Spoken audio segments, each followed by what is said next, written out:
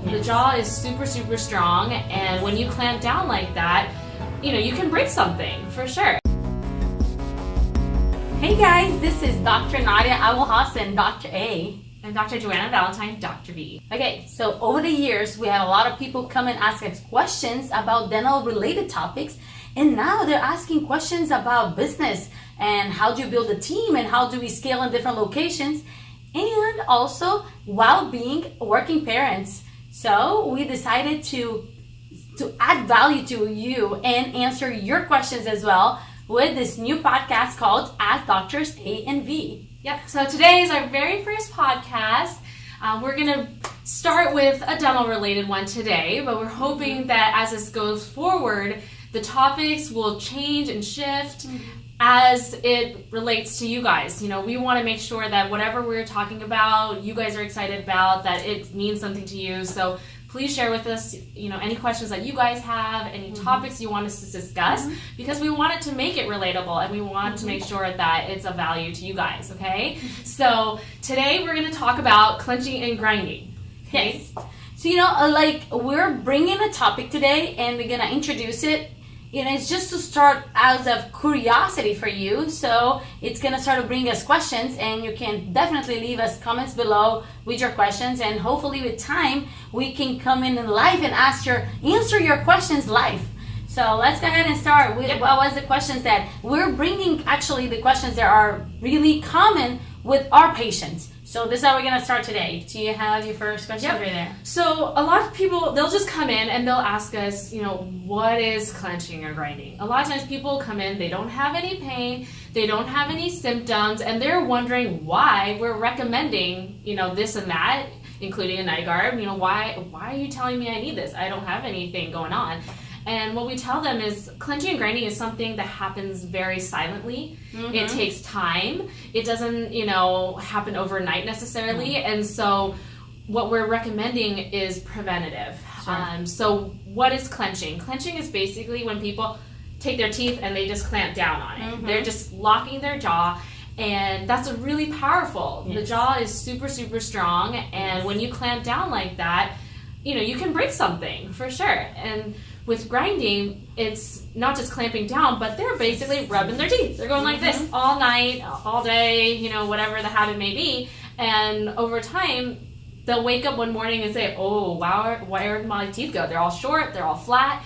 And that's what they've been doing over Exactly. years. It's like literally what she's saying is like when you grind, you're causing wear. You're removing layers of the teeth.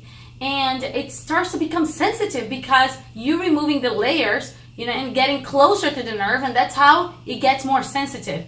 And if it is sensitive, and there's like the second thing that can happen to is it can break, and you can break your teeth, and it can cause a lot of pain. It can cause pain in the muscles and the jaw. It's really not cool. It really can hurt. That's a great point, because this has happened to you. Oh, and, so why don't you share with us how it happened?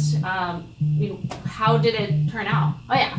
So actually, grinding and clenching, it has different levels. Okay. Some people do it way better than other people, like me her. And and some people can really damage your teeth, like I did. And there's different reasons for that. I feel like everybody clench and grind somehow at different levels. But during my time, and that's what she's mentioning right now, in dental school, definitely other things that causes you to clench more because it goes in peaks. It can be due to stress. So I was in dental school, not like it can be pretty stressful. Was it easy? No. And so there was the first tooth that I broke. Of course, if you have a bigger filling, and it's easier to break the tooth. So it was a tooth that had a bigger filling, and definitely, of course, I lack a deep filling. And when I broke, it went all the way to the nerve. And guess what? Yes, I needed a root canal. Pretty painful. Yeah, not very cool. And then I had a root canal and a crown to save that tooth. Luckily, I was able to save that tooth. Sometimes, some people break a tooth to a point that you cannot even save it. So this is why we definitely recommend you to prevent it so you can protect your teeth for a longer time. Again, why is this so recommended? You say, why do dentists talk so much about that? It's because in the past, like dentistry used to be like, of course they had a long term, but what was long term in the past? Like, a lot of people have heard that in the past, like by the time they're 50, people maybe gonna be on partial dentures and dentures. And let me tell you one thing, people are living longer today. We're talking about 100 years, and this is how long you want your teeth. Nobody wants to hear the word denture. It's not like pretty cool. So we want to prevent anything that causes damage to the teeth, and grinding and clenching can cause damage. And of course there are ways that we recommend. And exactly. Yeah, so let's talk a little bit about how did we prevent, other teeth from breaking for you after that first one? Oh yes, definitely. Like, I mean, events in your life, it doesn't necessarily need to be stress. Any exciting event, anything that is going to cause that, peaks of more parafunction, which is the jaw grinding together or clenching. A lot of people come and say, oh, I have tension in my muscles right here. Some people tense the muscles here, like, you're gonna end up tensing somewhere. So what do? Definitely we recommend at that point a night guard. That's the first thing we recommend. And there are two different ones. One is the one over the counter that you can buy, and there are pros and cons in that. Definitely the great pro is that it is cheap. So it's very affordable, and it's everywhere, and it's easy and fast. You go in, you buy it, and it's a little plastic that you put it in a boiling water or in hot water or whatever, and then it bends and it forms. You put it in your mouth and you suck on it, and then it forms the mouth. Does it form it perfectly? No. I think you guys have seen those sports guards when kids go, like spitty bulky in and out. Yeah. Oh, yeah. And then what is the cool thing that you said about your patient? Finding it under the... They'll find it on their pillow or on the floor, and sometimes it does fall out. Yeah. So if you're finding under a pillow, it's not working. So that means it's not a good option. Yeah. But there's an option number 2, which is I have in here an example. This is a night guard. It's done like first we take an impression of your mouth, and it takes the mold of the teeth, and later on in the lab we fabricate a night guard. If you can see this clear, you can have it in colors. Mine is hot pink. What color is yours?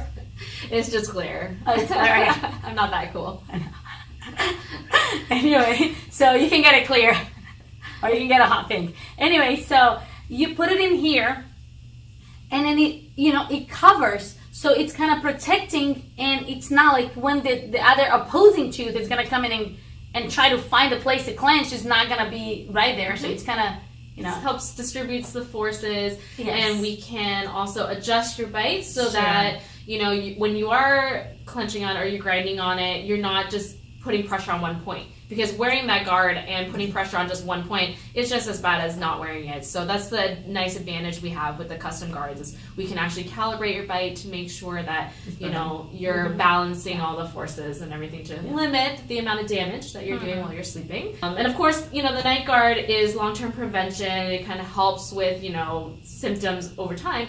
But what do we do when a patient comes in with like excruciating pain because of this? Oh yeah, like at that point, it's just like what you do if you were in a hard exercise, because then in a marathon, because it is exercising a muscle. It definitely is the wrong muscle because you want to exercise. But anyway, what you do in here is that you go ahead and you can massage the muscles. You can add stretch out the muscles and the hot and cold. Yep. We want to make sure we use hot and cold packs. It can be a bag of frozen peas. It doesn't really matter. But the point is you want to make sure that you put it on the big muscles. So your cheeks, your temporal muscles, and when you do it, make sure you do it long enough, because we don't want to just be cooling the skin. We want to kind of get deep so that we can actually get the full effect of relaxing the muscles itself. Yeah.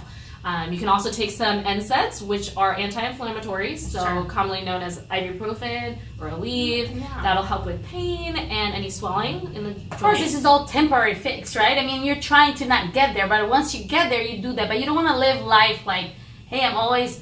If you have that, and I want to be really clear that what we're saying right now is... it's not for you to diagnose yourself. Like literally, if you have any kind of those kind of pains or anything, you gotta go to your doctor so they can make sure that this is what the pain is related to. You know, this program is definitely not made for you to diagnose yourself. It's just to help you and educate you on topics that if you ever hear, it's like, oh, I heard about it. Yeah, so and just to make you familiar so that when a dentist does bring it up, you're not like, what? Or, you know, what are they talking about? I'm not having pain. Or you're not like, oh my God, why do I have all this pain right now? Maybe I need to go and check it with my dentist and make sure that, you know, and if it's that, then there's, you know, that there are solutions for that and there are ways to prevent. And of course, there are always the more severe cases, they are dealt differently. This is like for